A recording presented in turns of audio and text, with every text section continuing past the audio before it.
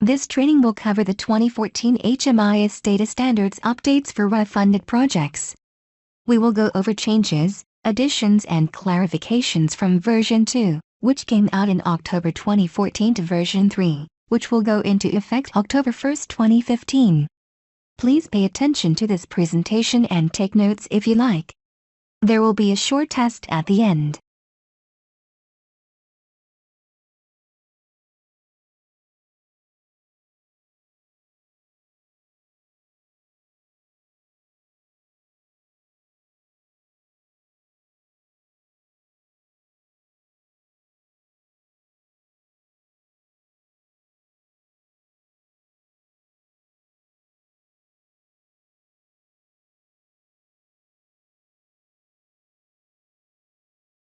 Each youth should be entered as its own household, even if they are present as a family and/or are living together.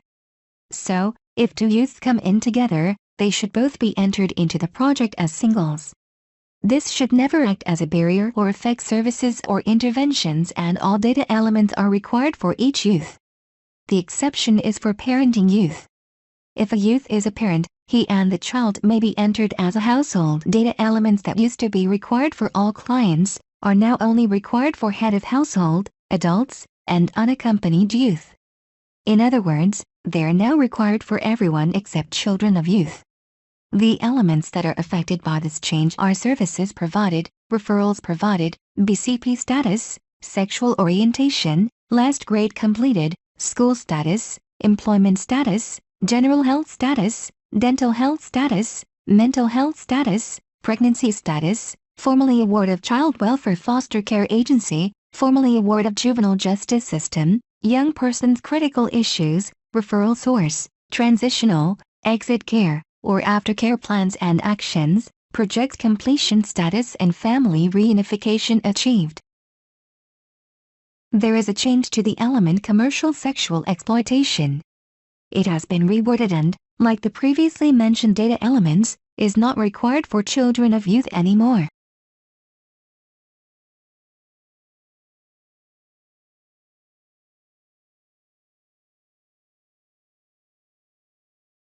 The commercial sexual exploitation questions should be asked using this wording whenever possible. Have you ever received anything in exchange for having sexual relations with another person, such as money, food, drugs, or shelter?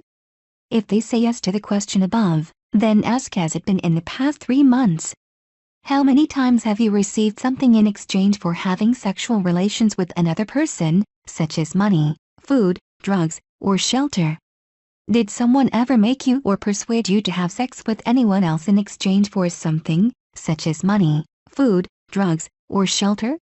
If they say yes to the question, then ask, has it been in the past 3 months? The questions will correspond accordingly for data entry into Service Point. Commercial labor exploitation is a new data element. Its purpose is to assess the extent of labor exploitation among homeless youth. It should be collected at project entry and is required for all head of household, adults and unaccompanied youth. It is not required for children of youth. The response categories are yes, no, client doesn't know, client refused, and data not collected.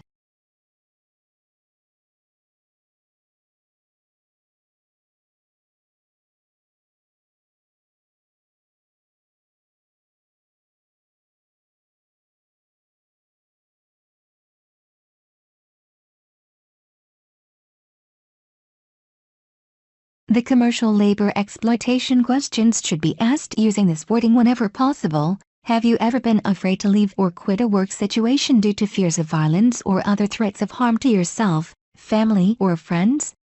Have you ever been promised work where the work or payment ended up being different from what you expected? Did you feel forced, pressured, or tricked into continuing this job? Have you had any jobs like these in the last 3 months? The questions will correspond accordingly for data entry into Service Point. Thank you for watching the presentation.